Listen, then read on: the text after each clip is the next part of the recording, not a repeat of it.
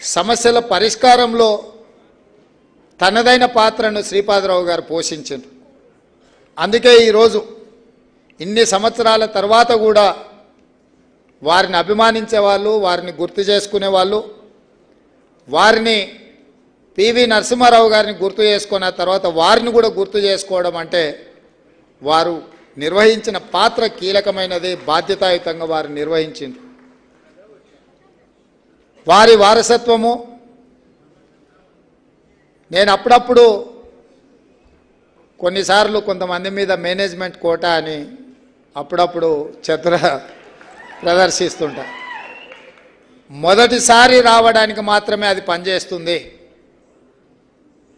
శ్రీధర్ బాబు గారు కూడా అనుకోని పరిస్థితుల్లో శ్రీపాదరావు గారి పుత్రుడిగా మొదటిసారి శాసనసభకి ఎన్నికైనా తర్వాత మెరిట్ స్టూడెంట్గా తన మెరిట్ నిరూపించుకొని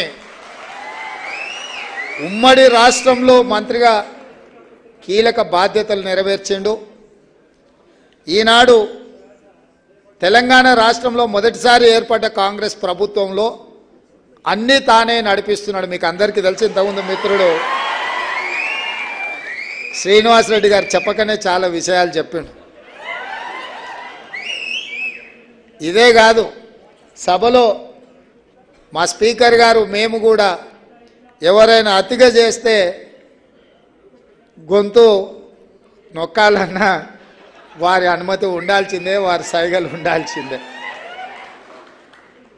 అంటే ఈరోజు ఐటీ మినిస్టర్గా, ఇండస్ట్రీస్ మినిస్టర్గా, శాసనసభ వ్యవహారాల మంత్రిగా, అన్నిటికంటే ముఖ్యంగా నేను మొదటిసారి ముఖ్యమంత్రి అయిన గతంలో నాకు ఎలాంటి అనుభవం లేదు, మంత్రిగా కానీ ఇతర ప్రభుత్వాన్ని నడిపించిన పరిపాలనమైన అనుభవం లేదు. కానీ వారు ఎంబడి ఉండి వారి సలహాలు, సూచనలు, వారి సూచన మేరకి రాష్ట్రాన్ని